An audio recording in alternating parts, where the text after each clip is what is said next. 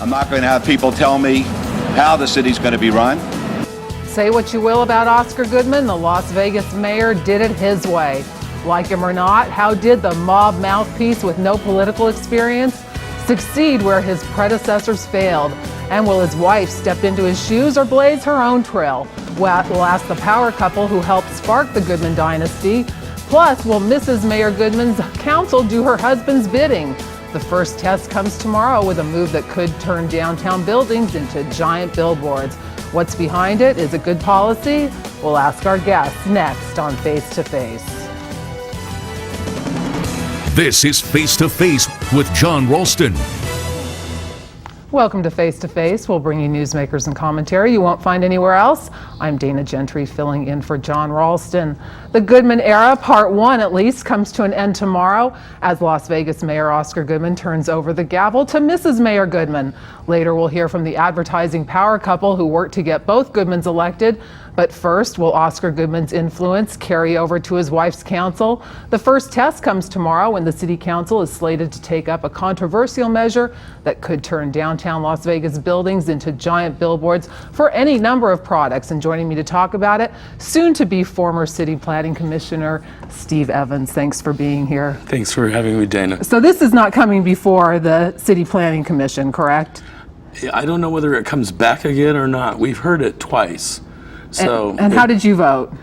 The first time I think I voted to have it sent back for rewrite. It was very problematic.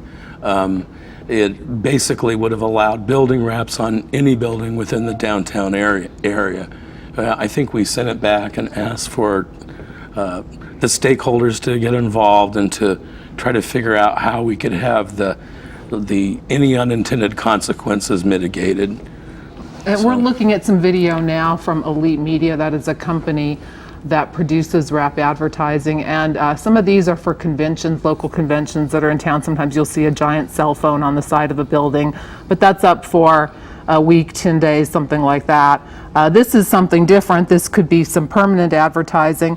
And what's different about it is right now, hotels are allowed to advertise their on-premise offerings, but not off-premise advertising. And this would allow off-premise advertising, meaning, for instance, a car dealership could be advertised on the side of the Lady Luck Hotel. And I must say, when I was driving to work today, I noticed that the Lady Luck Hotel can be seen far and wide on the 95. It probably could bring a lot of money in advertising dollars, huh? I imagine it could, but I think that in the second iteration, there are some provisions where closed buildings that are closed for more than a certain period of time can have that signage revoked. It's Vegas, baby. But doesn't it also say that there has to be a permit, a work permit?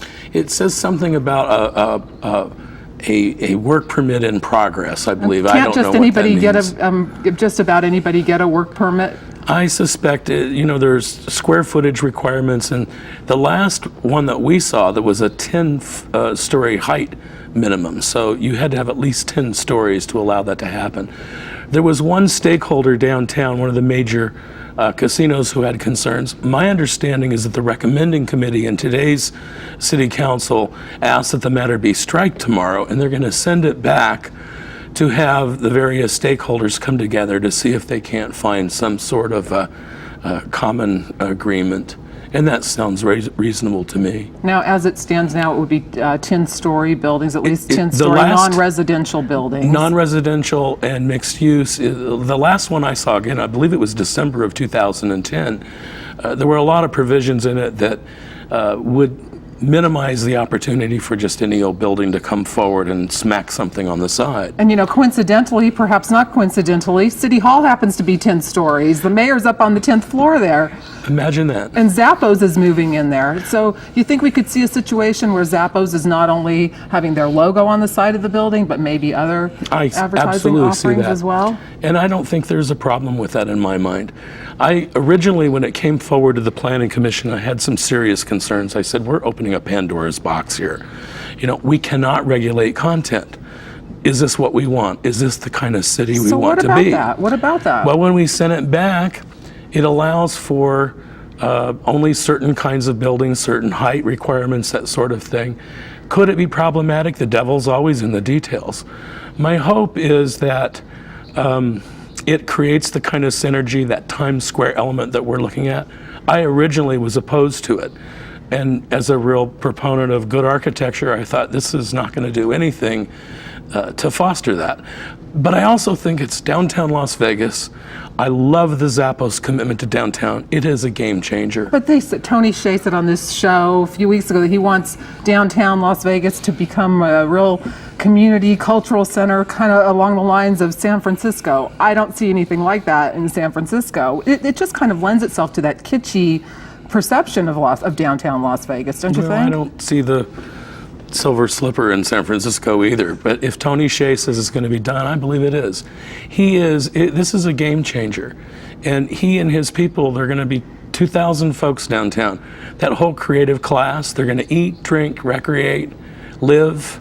They follow him like the Pied Piper. They drink the Zappos Kool-Aid. And I have every anticipation that their commitment to downtown is completely going to revolutionize and change the face of the city that we know it. Okay. Well, just for the record, we did contact Zappos today and ask if they have any intention of selling ads on that building, and right now they say they do not. But of course, that could change if it gets passed tomorrow.